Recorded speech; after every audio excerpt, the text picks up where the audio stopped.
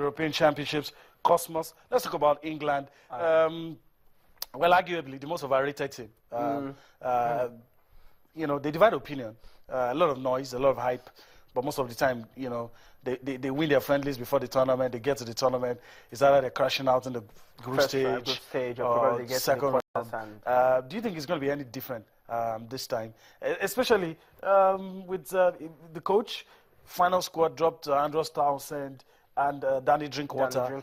But you have an unfit Daniel Sturridge in that squad, and unfit Jack Wilshere too in that squad too, and Marcus Rashford. Well, if you say Marcus Rashford, for me, it is not about the players in the team. I feel that the truth is this: whenever you play for a big club, somehow you get to the team. I mean, for somebody like Jack Wilshere, he played probably 1.5 games for Arsenal, and he got into the team because he plays for Arsenal. If Marcus Rashford was probably playing for Aston Villa or a mid-table team, nobody would know him. No, and he scores over 20 goals at that age, he probably will not get into the team. I mean, at some point, a certain Theo Walcott was in the World Cup team because he played for Arsenal and has not even played a game for Arsenal at the time. That was in 2006. So, if you're talking about balance, yeah, fine. I feel there are very good players in this team. I feel they have prospects, but balance, I do not think that they have that balance, and it might not be. It might not be a different story from what you've been getting. The last time that they actually did well in a competition was in Euro '96, which they hosted and they got to the semi-finals.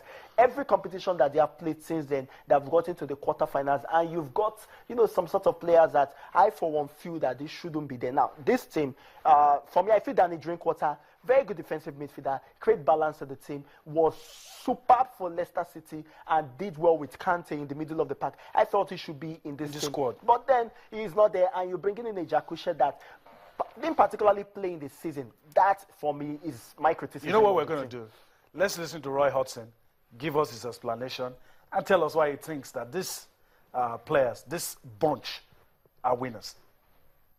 I think we've got the balance.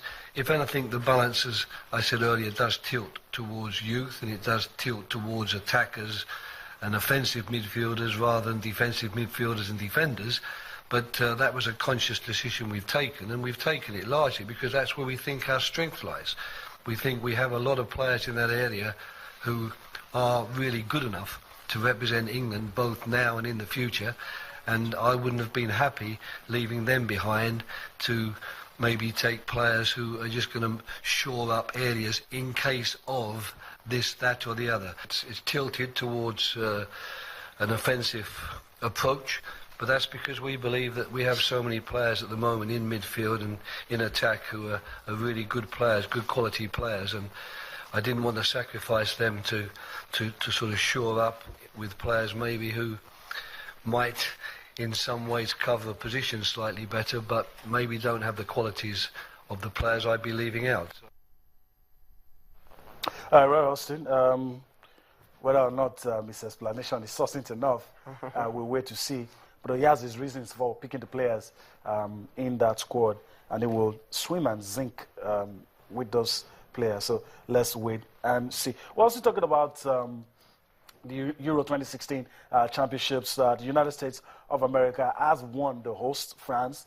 That there are chances there might be terrorist attacks in Europe. And so that comes to the fore again, that sports is not immune from what is happening in those society. So what we're going to do right now is listen to a representative from the United States talking about what could likely happen if the host let down their guard when the tournament is going on. This one was, obviously it would have come anyway, but we took the opportunity, since it's the beginning of summer, to make our concerns known about the potential risk of terrorist attacks throughout Europe, particularly when you've got, you know, the Tour de France starting up. You've got this European Football Championship, and of course World Youth Day, all of which is happening in June and July. I'm not aware of any specific credible terrorist threat around these events or in any particular place in Europe. This alert was issued just as they always are, based on accumulation of information and what we know continues to be an interest by terrorist groups to conduct attacks against Western targets and Americans specifically in Europe.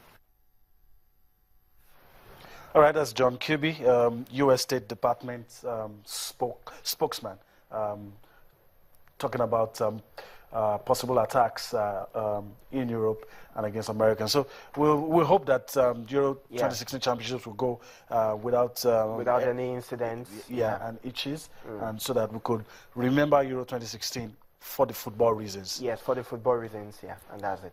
Okay, let's go on the show. Before we wrap things up, let's spend the remaining time to talk about boxing. All right.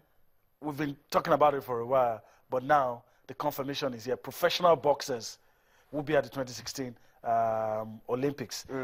How does that make you feel? And I feel it has really dampened the essence of the Olympics. I mean, the essence of bringing up amateur players. Mike Tyson said that as well. And of course, former world champion too, Carl Frampton said so too. I mean, they criticized that decision to allow professional boxers to box at the Olympics. I mean, why would you do that? So if you're bringing in professional boxers, so the essence of that Olympics is downplayed. It's downplayed. But then some other people will argue that if we have professional tennis players playing in the Olympics, the like of Roger Federer and people like Manny Pacquiao will tell you that the only thing I don't have is an Olympic medal. It's an Olympic medal. So don't deny me the opportunity. That just it divides opinion, actually. The opinion.